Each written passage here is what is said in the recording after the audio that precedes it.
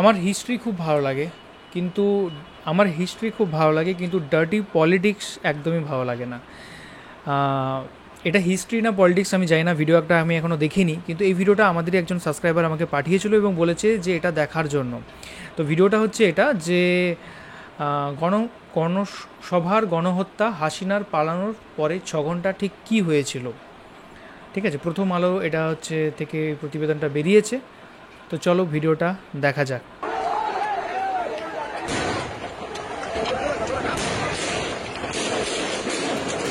শুরুতেই মানে কি নির্মমভাবে পুলিশের গোলাগুলি।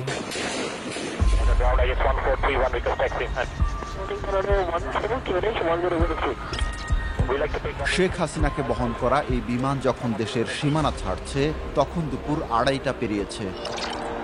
এই খবরে মুহূর্তেই পাল্টে যায় সব। সড়ক, মহাসড়ক লোকে লোকারণ্য হয়ে পড়ে। চারপাশে ঘিরে থাকা ছাত্র জনতা ছুটে আসতে থাকে গণভবনের দিকে। পালাতে থাকেন আইন শৃঙ্খলা বাহিনীর সদস্যরা। কিন্তু তখনও রাজধানীর নিকটবর্তী সাভারে রক্তক্ষয়ী ঘটনা ঘটে চলেছে। থেমে থেমে চলা গুলিবর্ষণে নিহত কমপক্ষে 15 জন, আহত অন্তত 33 জন। 2 মাসের অনুসন্ধানে সেদিনের 400-র ওপর ভিডিও সংগ্রহ ও বিশ্লেষণ করেছে প্রথম আলো। অধিকাংশই বিক্ষোভকারীরা নিজেদের ফোনে ধারণ করেছেন। তারা সে গুলিবর্ষণের বিরুদ্ধে প্রতিরোধ গড়ে তুলেছিলেন। মাত্র 6 ঘন্টায় কিভাবে 15 জনকে গুলি করে হত্যা করা হয়?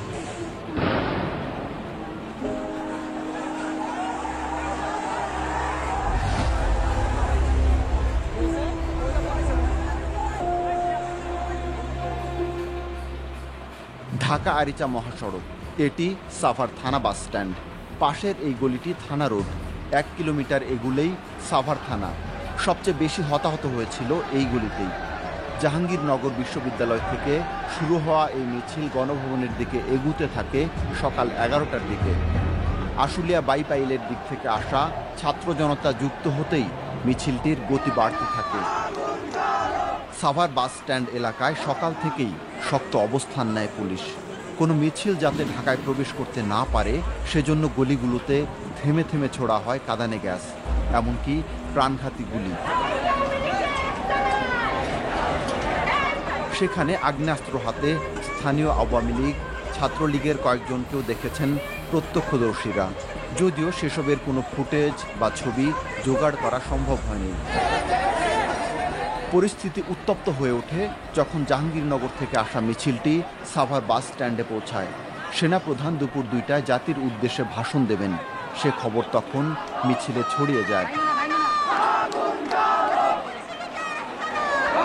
মিছিলটি ঢাকার দিকে এগুতে চাইলেই পুলিশের তীব্র বাধার মুখে পড়ে।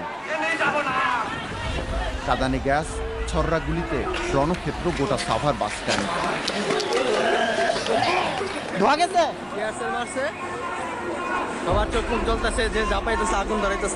শতাধিক পুলিশ অংশ নিয়েছিল এই আক্রমণে, বেশিরভাগই সাভার থানার। বাকিরা এসেছিলেন আশেপাশের থানাগুলো থেকে। কাঁদানে গ্যাসেও আন্দোলনকারীরা পিছু হটেননি।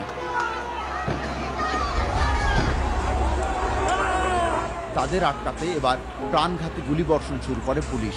তখন দুপুর 2:07।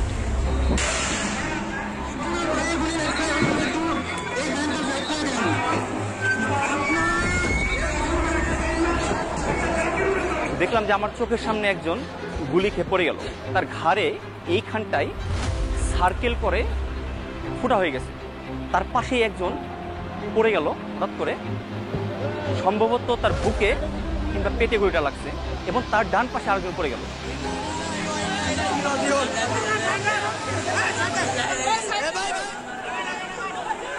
এর মধ্যেই 2 শিশু হাসিবুর ও মুজাহিদ সহ গুলিতে নিহত অন্তত 4 জন। ফাঁকা হয়ে যায় মহাসড়ক। মিছিলের অগ্রভাগ তখন সাভার নিউ মার্কেটের সামনে ছড়িয়ে ছিটিয়ে অবস্থান করছিল। ইতিমধ্যে আন্দোলনকারীরা খবর পেয়ে যান শেখ হাসিনা পালিয়েছেন। ছবিটা বেলা 2:45টার দিকের। নিউ মার্কেটের সামনে দাঁড়িয়ে হাসি ঠাট্টা করছিলেন কাইয়ুম ও আলামিন। ফুট করে দেখলাম কাইয়ুম, আমার কাছে মনে হয় যে স্লো মোশনে আর কি মাটিতে পড়ে গেল। তখনও বুঝি নাই যে কাইয়ুম গলিটা খাইছে। তো যখন মাটিতে পড়ে যায় তখন ধরাধরি অবস্থায় দেখি ওর পাশে দেখি রক্ত বের হচ্ছে, ব্লাড। বুলেটটা এমনভাবে লাগে ওর কিডনি, ওর ভিতরে সব কিছু ড্যামেজ করে দেয় আর কি। ছাদের উপর থেকে মারছে ওর বুলেট।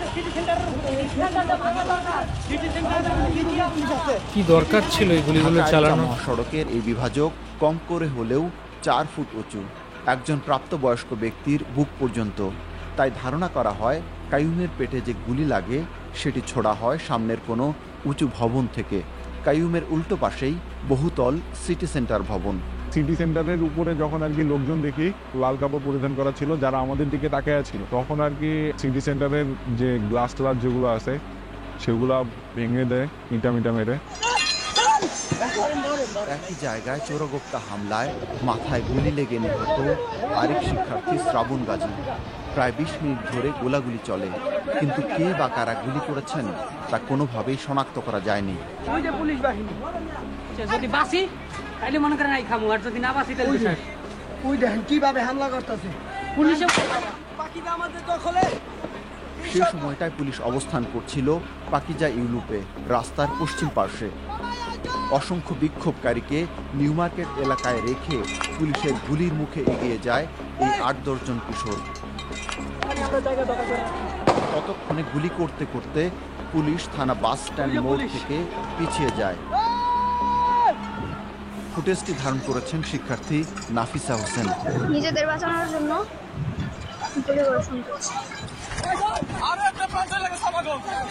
ঠিক কয়েক মিনিট পরই গুলিবিদ্ধ নাফিসা। এই সময়টায় থানা বাস স্ট্যান্ড পেরিয়ে পুলিশ প্রবেশ করে থানা রোডে।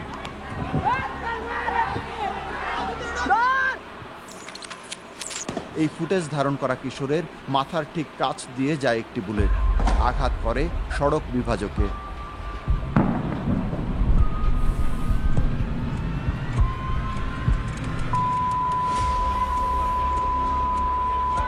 সড়ক বিভাজকের আড়ালে হাতে গোনা কজন।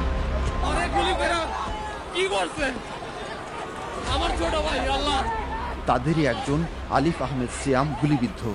ও যখন আইল্যান্ডের ওখানে মাথাটা উঁচু করে দেখতে গেছে,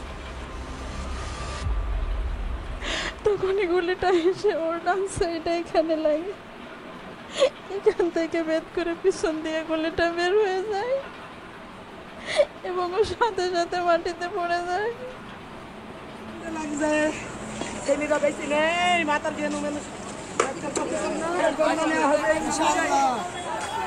পুলিশ যখন থানা রোডে প্রবেশ করছে তখন পাকিজা এলাকার ল্যাবজোন হাসপাতালে গুলিবিদ্ধ ব্যক্তিদের মিছিল। আহতদের হাসপাতালে আনা হয় মোটর সাইকেলে শুইয়ে বসিয়ে, এমনকি চ্যাংদোলা করে। সত্যি এই ভিডিওটা দেখা প্রচণ্ড কষ্টের। ভাই, এরা কোনো উগ্রবাদী না, এরা সব এক একটা বাচ্চা। এদের কারো বয়স 14, 15, 16 বছর বয়স। যে কোনো আন্দোলনই হোক বা যে কোনোই হোক, তা বলে গুলি চালাবে সেটা মারার জন্য? আমি অনেক আন্দোলন দেখেছি, অনেক রকম দেখেছি। রাবার বুলেট ইউজ করে, কাঁদানো গ্যাস ইউজ করে, ছত্রভঙ্গ করে, লাঠিচার্জ করে, অনেক কিছু করে, কিন্তু গুলি করবে মাথায়, বুকে। কেউ দাঁড়িয়ে হাসছে বা কোনো একটা কথা বলছে, সে মুহূর্তে তাকে গুলি করবে। সত্যি এটা প্রচণ্ড খারাপ, প্রচণ্ড খারাপ, খুব ডিস্টার্বিং ভিজুয়ালস। মানে আমি কষ্ট করে দেখছি এই ভিডিওটা। ঠিক কয়েক সেকেন্ড আগেই ল্যাবজোন হাসপাতালের সামনে গুলিবিদ্ধ হন এই যুবক। হাসপাতালের পেছনের ভবন থেকে গুলি হয়েছে সে সন্দেহে সেখানে ভাঙচুর করে বিক্ষুব্ধরা। হাসপাতালের তথ্য ও প্রথম আলোর অনুসন্ধানে নিউ মার্কেট থেকে থানা বাস স্ট্যান্ড প্রায় 1 কিলোমিটারের ব্যবধানে প্রাণঘাতী বুলেটে মারাত্মক আহত অন্তত 18 আর নিহত 8 জন। সাভারে সংঘর্ষ চললেও রাজধানীর পরিস্থিতি তখন ভিন্ন। কোথাও কোনো বাধা নেই। গণভবনে হাজারো জনতা।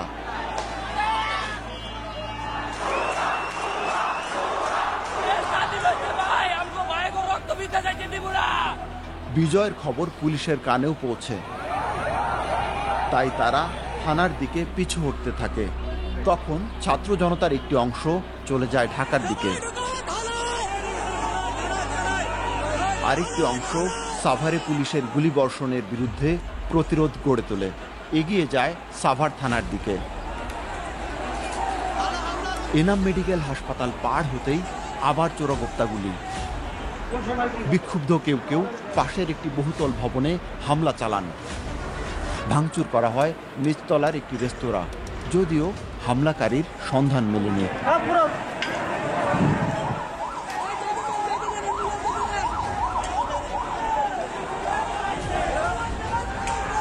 তখনও থানার দিক থেকে গুলিবিদ্ধ ব্যক্তিকে আনতে দেখা যায়।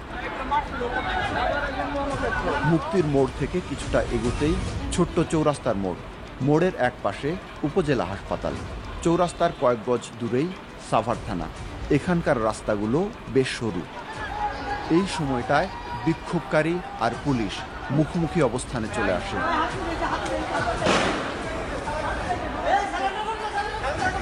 প্রায় 20 মিনিট পর বিক্ষোভকারীরা চৌরাস্তার মোড় দখলে নেন।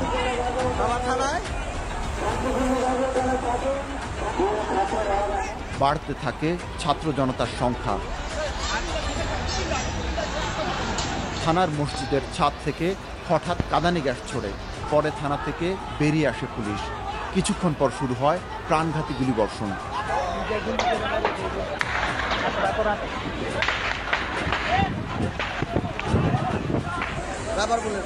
পুলিশ বাহিনী এখনো গুলি চালাচ্ছে আমাদের উপরে।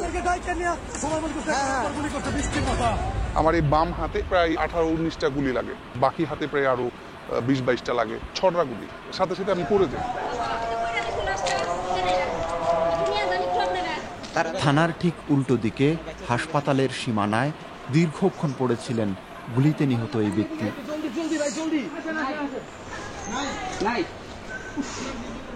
চৌরাস্তায় গুলিবিদ্ধ স্কুল পড়ুয়া শিক্ষার্থী সাফওয়ান আখতার সদ্য। ওর বাবাকে বললাম কই পাইছো, সদ্যকে পাইছো? ওর বাবা বলে হ্যাঁ পাইছি শিল্পী, পাইছি, কিন্তু আমার ছেলে তো বেঁচে নাই। সেখানে গুলিবিদ্ধ হয়ে নিহত শ্রমিক আলামিন। বুকের বাঁ পাশে গুলি লাগে, পিঠের ডান পাশ দিয়ে বেরিয়ে যায়। ছাত্র জনতা জড়ো হতে থাকে মুক্তির মোড়ে। আগের দফায় গুলিবর্ষণের পর আরও বাড়তে থাকে বিক্ষোভকারীদের সংখ্যা। তখনই আরেক দফা চোরাগোপ্তা গুলিবর্ষণ। এই ভবন থেকে গুলি ছোড়া হয়েছে এমন কথার প্রেক্ষিতে ভবনটিতে প্রবেশ করে বাসায় বাসায় তল্লাশি চালানো হয়।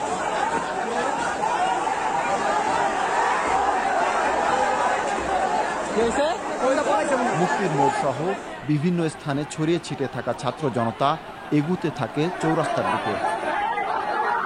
কনভারসেশনটা তাদের সাথে 2-3 দফা চলে, কারণ হচ্ছে আমি একবার পুলিশের থেকে আমাদের ভাইদের কাছে আসছিলাম, আবার ওইখানে যাচ্ছিলাম। তাদের এক ধরনের কনভারসেশন ছিল যে তোমরা চলে যাও, আমাদের এক ধরনের কনভারসেশন ছিল যে আপনারা এটা ছেড়ে দাও। এইভাবেই চলতে থাকে।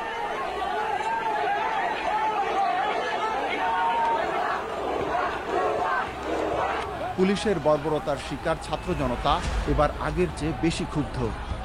পুলিশও ছিল মরিয়া। আন্দোলনকারীরা এগুতে থাকেন, পুলিশের খুব কাছাকাছি চলেও যান। হঠাৎ পুলিশের প্রাণঘাতী গুলিবর্ষণ।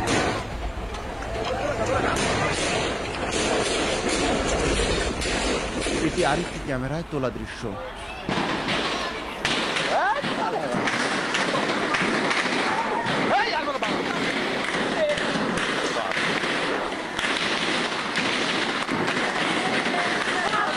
মুহূর্তেই ফাঁকা চৌরাস্তা, আশেপাশের গুলি।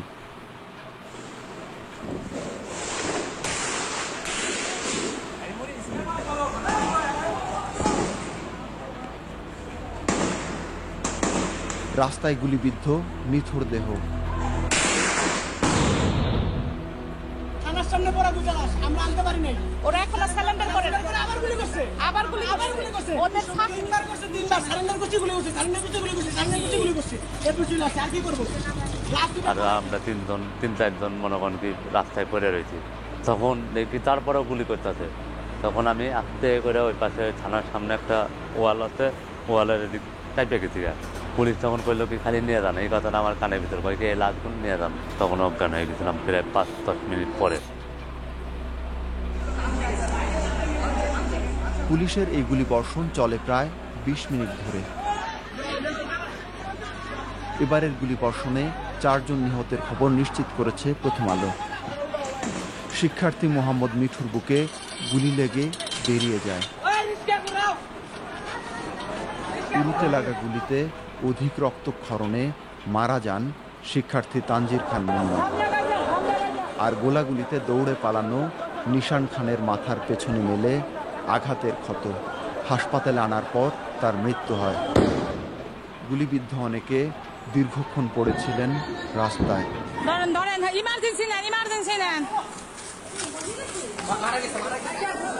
গুলিবিদ্ধ এসব ব্যক্তিদের একে একে আনা হয় কাছের উপজেলা স্বাস্থ্য কমপ্লেক্সে।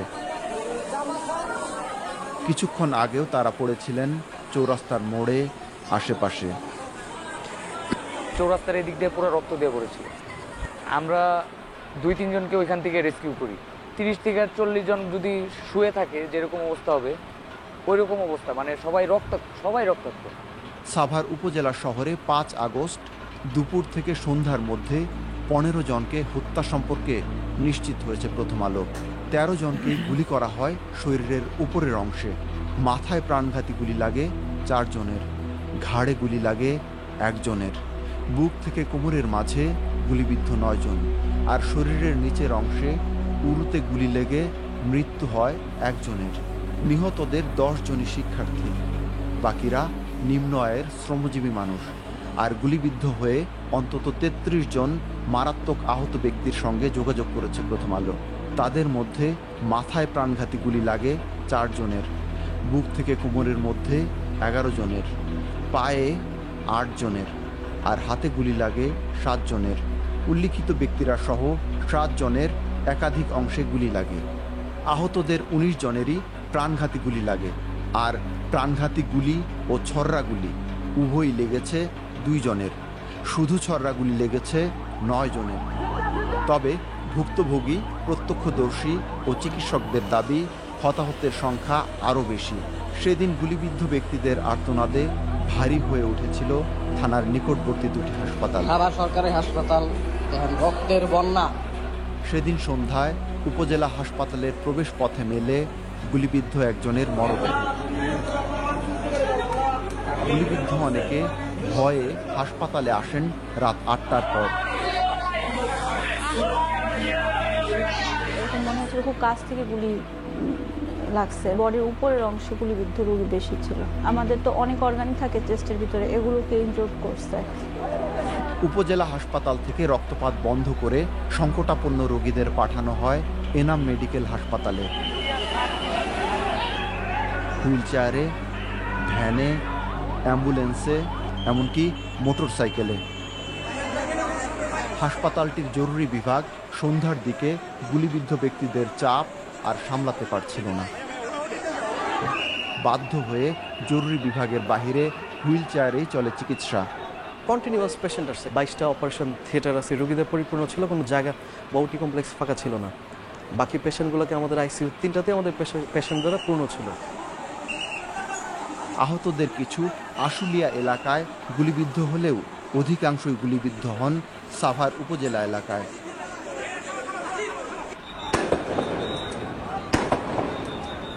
গুলিবর্ষণ করার পরই পালানোর পথ খুঁজতে থাকে পুলিশ। পেছনের নদী ধরে পালান কেউ কেউ, পোশাক পাল্টে জনস্রোতে মিশেও যান অনেকে। তখন দীর্ঘ সময় জুড়ে স্লোগান ভেসে আসে পুলিশের বহর থেকে, জানিয়েছেন প্রত্যক্ষদর্শীরা। এ সময়ে অধিকাংশ পুলিশ সদস্য থানা রোড ধরে বেরিয়ে যান। তখনও এই বহর থেকে চলে গুলিবর্ষণ। বহরের সামনে হেঁটে এগুচ্ছিলেন 1.5 শতাধিক সদস্য। দ্বিতীয় সারিতে কয়েকটি মোটরসাইকেল, পরের সারিতেই গাড়ির বহর, সংখ্যা 13। স্থানীয়দের দাবি, বহরের মাইক্রোবাসে স্থানীয় আওয়ামী লীগ দলটির অঙ্গ ও সহযোগী সংগঠনের অনেককেই নিরাপত্তা দিয়ে নিয়ে যায় পুলিশ, যদিও তা যাচাই করা সম্ভব হয়নি। মহাসড়ক থেকেও পাশের গলিতে গুলি করে পুলিশ।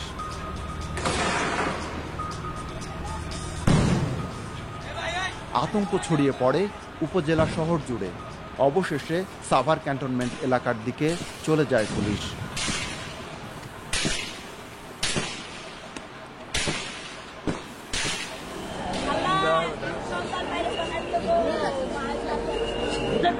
এই সাইফুলের নাম্বারটা নেন।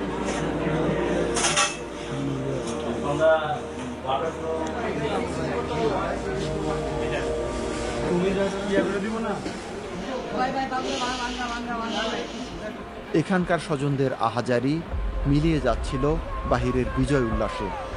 শুধু সাভার নয়, গোটা দেশ তখন সরকার পতনের আনন্দে মত্ত।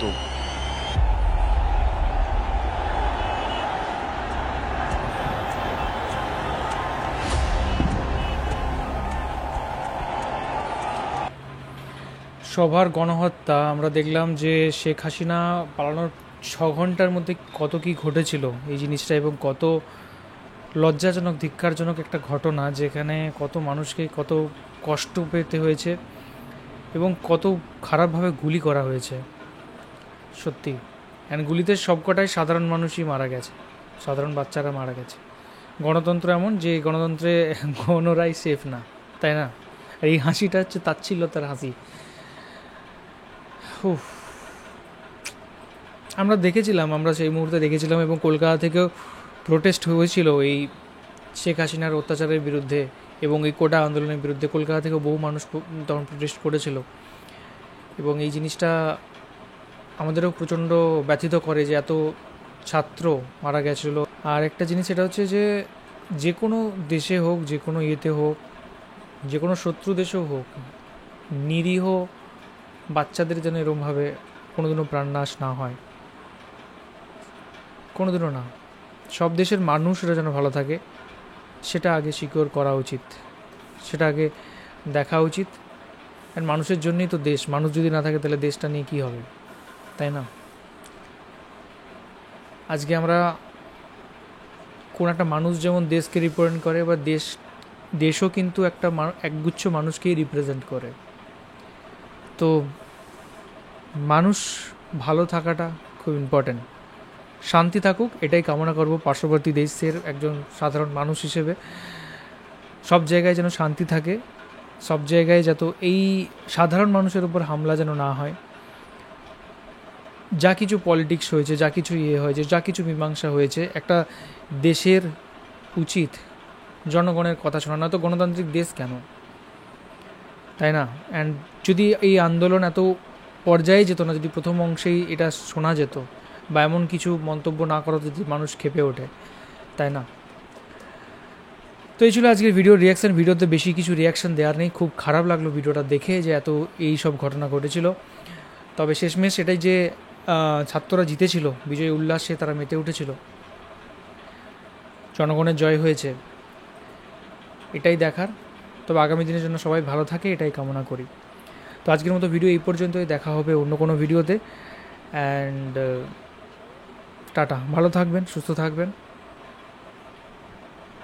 টাটা।